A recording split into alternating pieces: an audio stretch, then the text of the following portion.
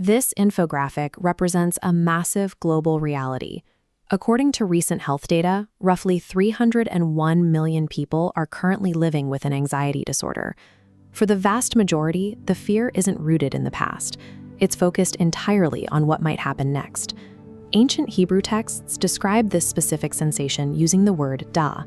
It literally describes a mind darting back and forth like a fish in a shallow pool, constantly in motion, reacting to everything, but never finding a place to settle. This leads to a second state called sar'appim. These are multiplying thoughts. At 3 in the morning, a single anxious thought spawns 3 more, and those 3 spawn 10, creating a spiral that feels impossible to outrun. To stop this, we can look to an ancient 3-step framework called the Elijah Protocol. It is a method for physically and mentally arresting that spiral before it consumes your attention.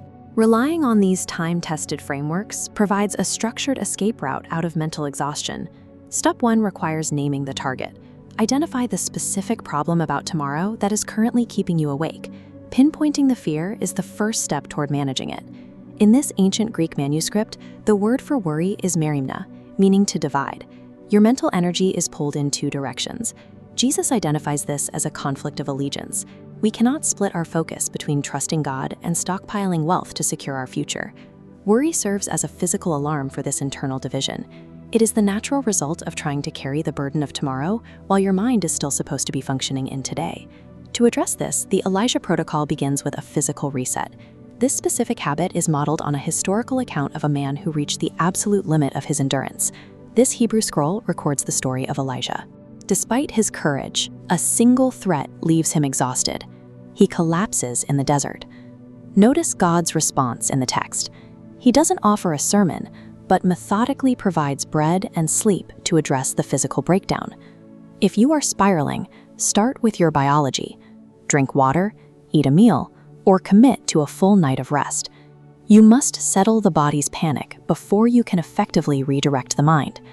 This pattern validates using therapy, professional counseling, and necessary medication.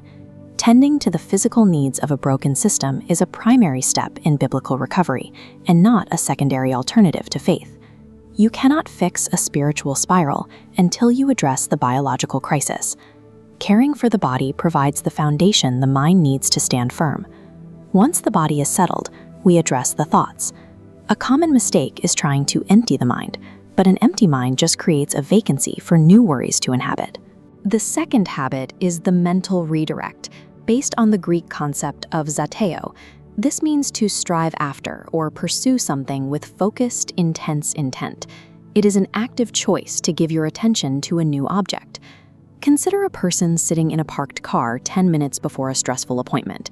Their mind is likely rehearsing a catastrophe, playing out a worst-case scenario on a loop. The redirect happens when you speak a present truth out loud. Say, "I don't know the outcome of this meeting, but the one who holds tomorrow is in this car with me right now." Speaking that truth performs zateo in real time. It forces your brain to switch from a future-oriented loop to a present-tense reality, occupying the mental space that worry was trying to claim. A mind fiercely directed at a present truth leaves no room for the fictions of tomorrow. The final habit is the violent throw. It's based on the command in 1 Peter to cast your anxiety onto God, but the original language suggests a much more physical action. The Greek word epirypto describes how this heavy backpack is launched. It means to hurl or heave a weight with great force. It is the desperate act of a traveler who can no longer carry their own load. We hurl this weight because of a concept called melee, the specific personal concern God has for your situation. He isn't generically aware of your problem. The specific detail keeping you up at night matters to him personally. Jesus teaches that each day has enough trouble of its own. When we try to reach across the line and carry tomorrow's weight on top of today's, we exceed the structural capacity of the human mind. Throwing the burden is the only way to return to the 24-hour load that we were actually built to manage. This bronze statue of a Roman soldier illustrates the promise found in Philippians 4. When we follow this protocol, a divine peace acts as a military sentry, a feruio, standing guard at the gate of your mind. This peace doesn't necessarily change the external circumstances. The bank balance might stay low, and the diagnosis might remain unchanged. However, even if the storm outside persists, the internal spiral meets a sentry it cannot pass.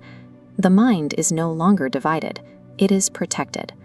Memorize this action plan. 1. Address the physical body through the reset. 2. Speak truth out loud to redirect your mind. 3. Violently throw the burden you were never meant to carry. Practicing this protocol builds a foundation that holds when the storm arrives. If you know someone carrying the weight of tomorrow tonight, share this framework with them.